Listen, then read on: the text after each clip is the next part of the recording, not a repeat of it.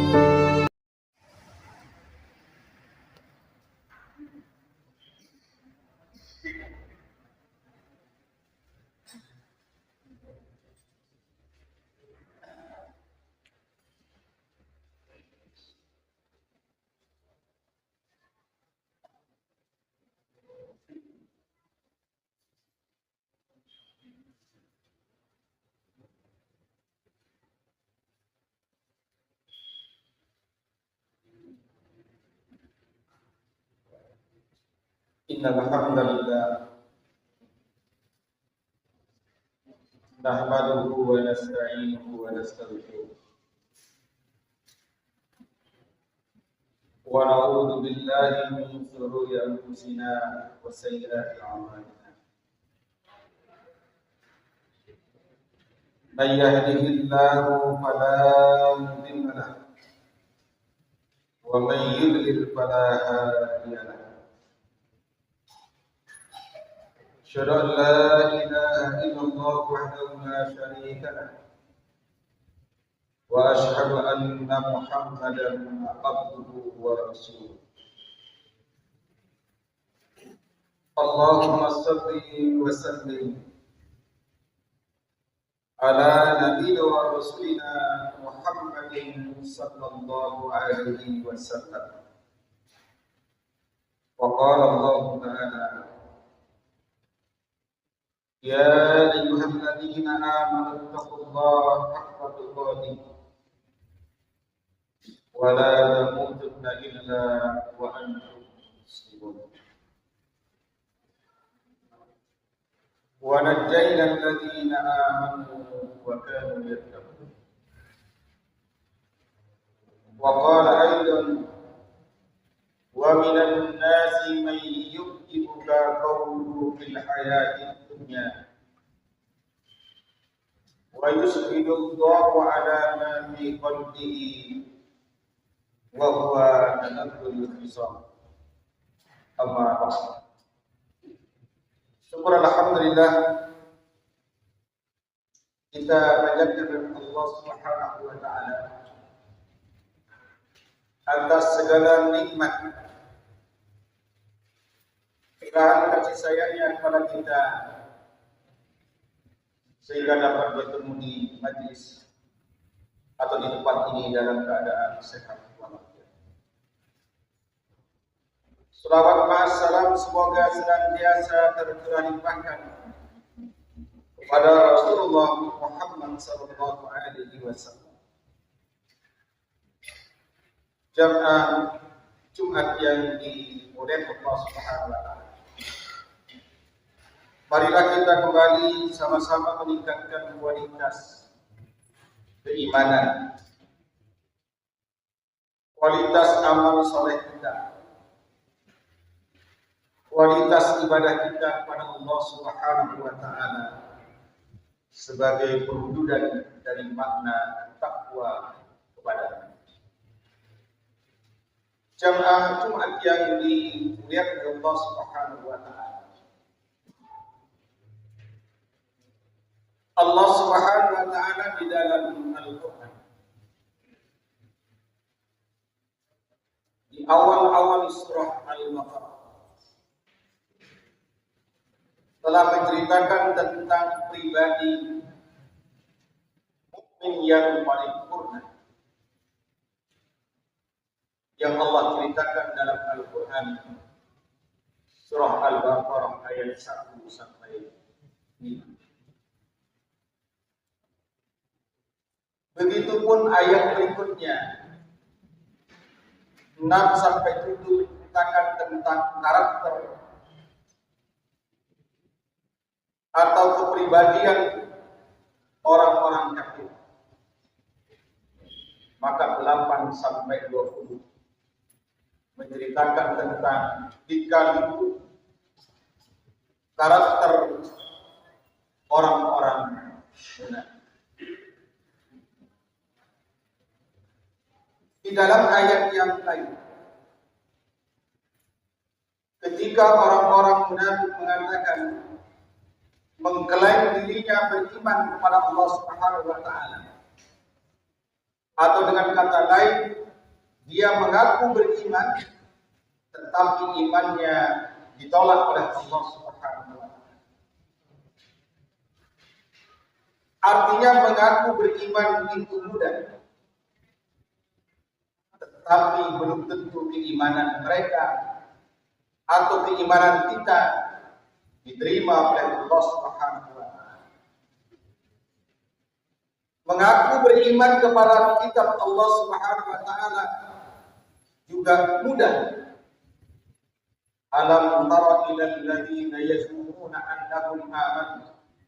Ada di antara manusia mereka beriman kepada apa yang Allah turunkan kepadanya, tetapi ketika diajak untuk bersyariat dengan hukum Allah Subhanahu wa taala, justru mereka tidak.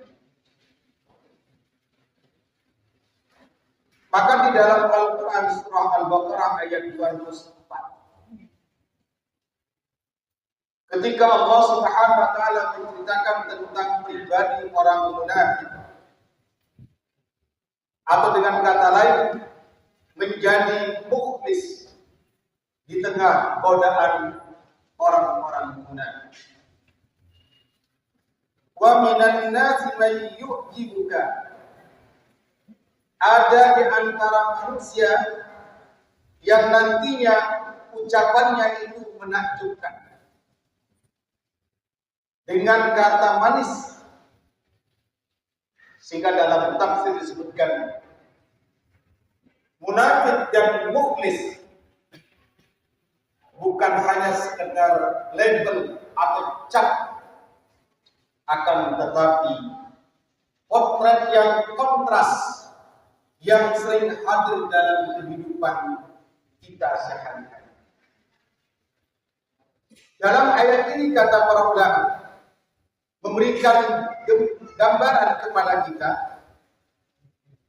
tentang dua karakter yang saling bertentangan, saling bertolak belakang. Satu merusak dengan balutan kata manis, yang satunya rela berkorban dengan mencari ridha Allah Subhanahu wa taala. Maka para mufassir menjelaskan tentang ayat surah Al-Baqarah ayat 204 ini.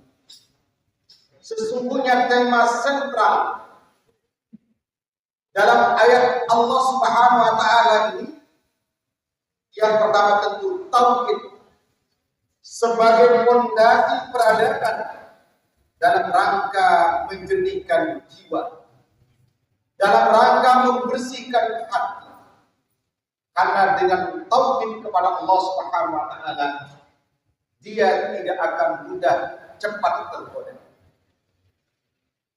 Kemudian disinilah terungkap bagaimana bahayanya sebaliknya orang-orang munafik tidak hanya sekedar merusak pribadinya, tetapi juga merusak tatanan sosial. Dampak dari perbuatan orang-orang munafik ini tidak hanya sekedar merusak dirinya, tetapi juga merusak tatanan sosial. Artinya, ketika dia berkorban, ketika dia beramal, dia tidak membutuhkan pujian orang lain. Dia beramal karena Allah Subhanahu wa taala. Dia rela meninggalkan hartanya untuk berjuang bersama Nabi sallallahu alaihi wasallam. Bahkan di dalam ayat ini Kemudian di antara pribadi orang beriman, tentu dia beramal karena Allah Subhanahu wa taala. Ja'a rajulun ila Nabi sallallahu alaihi wasallam. Suatu saat datang seorang laki-laki kepada Nabi sallallahu alaihi wasallam. Kemudian laki-laki ini bertanya kepada Nabi sallallahu alaihi wasallam, "Ayyun nas ahabbu ila Allah? Wa ayyul a'mal ahabbu ila Allah?" Ketika dia datang kepada Nabi, "Ya Rasulullah, manusia seperti apa yang paling dicintai oleh Allah? Amalan apa yang paling dicintai oleh Allah Subhanahu wa taala?" Kemudian Nabi sallallahu alaihi wasallam menjawab, "Manusia yang paling dicintai oleh Allah, mereka anfa'uhum linnas, yang bisa menghadirkan kebermanfaatan untuk orang lain. Dimanapun dia, hidupnya menjadi manfaat." Di antara karakter dalam ayat yang lain bahwa mereka dipuji juga tidak berbangga, dihina dia juga tidak tunduk. Wala yakhafu laumata laim, dalam ayat. Itu kata Allah SWT. Maka orang-orang yang atau manusia yang paling dicintai oleh Allah Subhanahu wa taala, mereka yang mampu menghadirkan manfaat untuk orang lain. Lalu amalan yang paling dicintai oleh Allah Subhanahu wa taala seperti apa? Sururun tudkhiluhu alal muslim. Engkau hadir, engkau mengembirakan orang lain, ya, mengembirakan orang-orang yang beriman. Makanya ketika ada sahabat datang dalam kitab Hayatul Sahabah itu yang ingin masuk Islam, kemudian dia tanya siapa namanya, dia menyebutkan Nadir.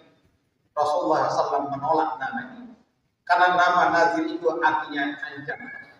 Maka kemudian Rasulullah SAW berubah namanya menjadi Basir, ya, bin Hassasiyah, ya. Dia namanya adalah Basir, yang menghadirkan kegembiraan. Karena orang beriman itu tipikalnya dia senantiasa menghadirkan kebahagiaan kepada orang lain. Bentuknya apa? Dalam hadis ini disebutkan ini. Dia ketika membahagiakan orang lain, kalau dia mampu menghilangkan kesulitan orang lain, maka itu baik baginya. Kemudian urutan berikutnya, kalau dia mampu melunasi utangnya atau menangguhkan utangnya saudaranya, maka itu baik baginya. Bahkan kalau dia lapar, dia menghilangkan lapar untuk orang lain, maka itu baik baginya. Makanya ketika dalam hadis yang lain disebutkan, ketika Nabi ditanya, ayyul islamil khair, Islam seperti apa yang paling baik? Kemudian Nabi SAW menyebutkan, tut'imut ta'am, engkau memberi makan kepada orang yang membutuhkan makan. Kemudian yang kedua, wa taqra'us salam ala man harabta wa man lam ta'rif, engkau memberi makan kepada orang yang membutuhkan makanan, kemudian engkau mengucapkan salam kepada orang yang engkau kenal dan kepada orang yang tidak engkau kenal.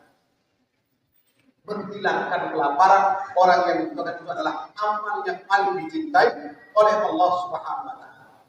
Bahkan dalam hadis ini, engkau berjalan untuk menyelesaikan urusan saudaramu, itu lebih baik daripada engkau beriktikaf di masjid ini, yaitu Masjid Nabawi, selama sebulan penuh.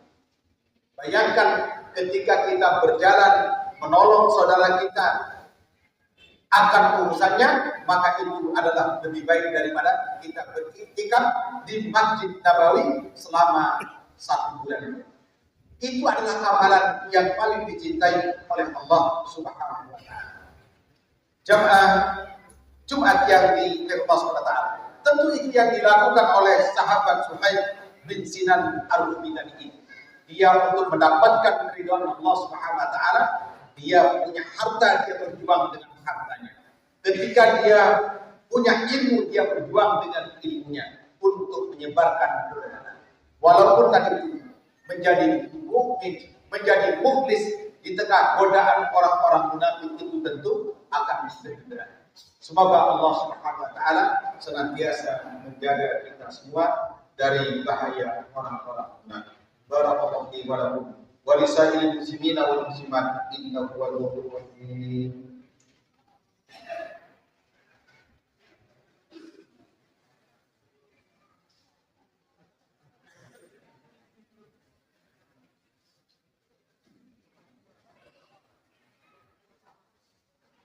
Alhamdulillahilladzi amarna bil taqwa wa nahana 'anil ittiba'i hawa. Asyhadu an la ilaha illallah wahdahu la syarika lah wa asyhadu anna Muhammadan 'abduhu wa rasuluh. Allahumma shalli wa sallim ala nabiyyina wa rasulina Muhammadin sallallahu alaihi wasallam. Wa qala Allah ta'ala ya ayyuhalladzina amanu taqullaha wa qulu qawlan sadida yuslih lakum a'malakum wa yaghfir lakum dhunubakum wa may yuti'illaha wa rasulahu faqad faza fawzan 'azima.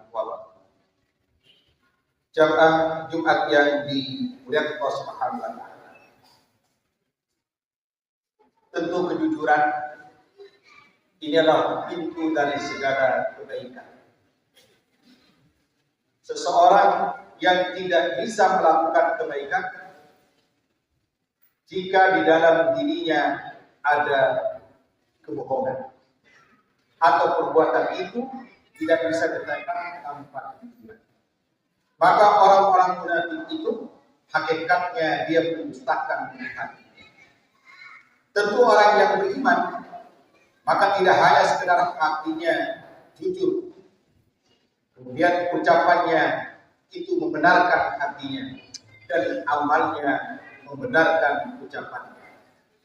Sehingga jujur ini secara penelitian menyebutkan bahwa kejujuran mendapatkan pilihan yang tertinggi dari sifat yang paling disukai oleh banyak orang. Mungkin juga sebagai konsumen. Seorang pembohong juga hakikatnya dia tidak suka dibohongi. Jadi seorang pembohong saja hakikatnya dia tidak suka dibohongi. Apalagi pribadi mukmin yang bukan menjadi bagian daripada pembohong. Kemudian ikhlas merupakan benteng manusia yang tidak bisa ditembus oleh setan. Jadi keikhlasan itu merupakan benteng yang paling kuat, ya, tidak bisa digoda oleh setan. Di dalam Al-Quran nanti surah Al-Hijr ayat 39 sampai 40 menceritakan. Tentu kata para ulama, pandai, bodoh, kaya ataupun miskin, tekun beribadah kepada Allah Subhanahu wa taala atau tidak, tentu semuanya dapat dilakukan atau ditaklukkan oleh setan kecuali orang yang ikhlas. Siapapun di antara kita, tidak peduli gelarnya apa, tapi kalau dia tidak ikhlas, maka itu semua bisa ditaklukkan oleh setan. Maka komponen dari keikhlasan itu gembira. Orang yang ikhlas melakukan sesuatu dengan gembira. Dia sholat dengan gembira. Dia memberi atau bersedekah juga dengan gembira. Berarti kebalikannya, menggerutu tanda kurang ikhlas dia kepada Allah Subhanahu wa taala. Yang kedua, syukur atau bersyukur, menikmati yang dimiliki, bukan apa yang diinginkan. Maka bersyukurlah terhadap karunia Allah Subhanahu wa taala yang ada di dalam diri kita ini. Maka ketika kita bersyukur, niscaya Allah akan memberikan nikmat baru kepada kita. Tetapi sebaliknya, jika kita kufur, justru nikmat yang sudah ada itu jangan sampai dicabut oleh Allah Subhanahu wa taala. Maka kemudian prioritas setan itu adalah hakikatnya menyerang rasa syukur seorang hamba kepada Allah Subhanahu wa taala. Oleh karena itu, marilah kita terus belajar untuk menjadi pribadi yang ikhlas di sisi Allah Subhanahu wa taala di dalam setiap proses ketaatan kita kepada Allah Subhanahu wa taala. Dengan kata lain, bahwa ikhlas itu kata para ulama, seperti kita berjalan di padang pasir. Ya, tidak ada yang tahu bunyi langkah kita, tetapi mereka akan mengetahui asar atau bekas dari amal seseorang. Oleh karena itu, mari kita berdoa pada Allah Subhanahu wa taala, semoga kita diberikan kekuatan untuk menjalankan kebenaran, juga diberikan pula kekuatan untuk meninggalkan kebatilan. Allahumma ighfir lil muslimina wal muslimat wal mu'minina wal mu'minat innaka sami'un qaribun da'wat ya rabbal alamin. Allahumma inna nas'aluka la ilaha illa antal ahad as-samad lam yalid wa lam yulad wa lam yakul lahu kufuwan ahad. Allahumma shalli ala Muhammad. Allahumma arinal haqqa haqqan warzuqna ittiba'ah wa arinal batila batilan warzuqna ijtinabah. Rabbana zalamna anfusana wa in lam taghfir lana wa tarhamna lanakunanna minal khasirin. Rabbana afrigh 'alaina sabran wa tawaffana muslimin. Rabbana afrigh 'alaina sabran wa tsabbit aqdamana wansurna 'alal qawmil kafirin. Allahumma inna nas'aluka al-huda wat-tuqa wal-'afafa wal-ghina. Allahumma inna nas'aluka ilman nafi'an wa rizqan thayyiban wa amatan tayyiban. Rabbana atina fid dunya hasanah wa fil akhirati hasanah wa qina adzabannar. Walhamdulillahi rabbil alamin.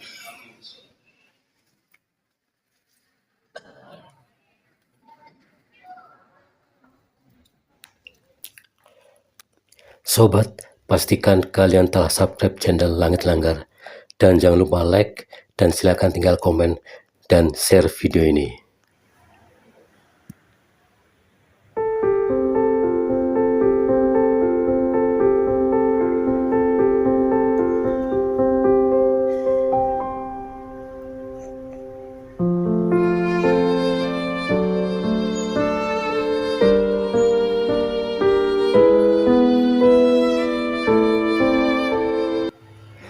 Setelah selesai pelaksanaan sholat Jumat, jamaah bisa menikmati menu Jumat Berkah siang hari.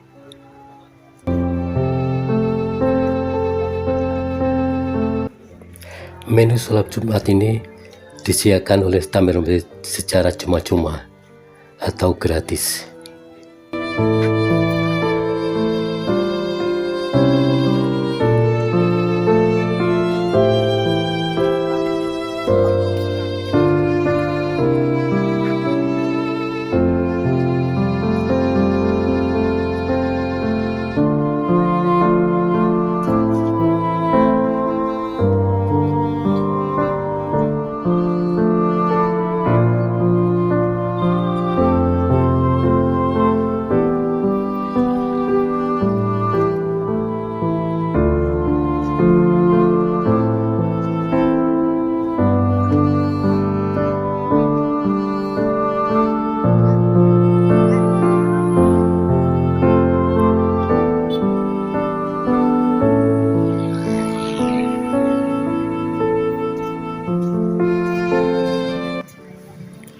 Sobat Langit Langgar, terima kasih telah nonton video ini dari awal hingga akhir tanpa skip, dan nantikan video lain dari channel Langit Langgar.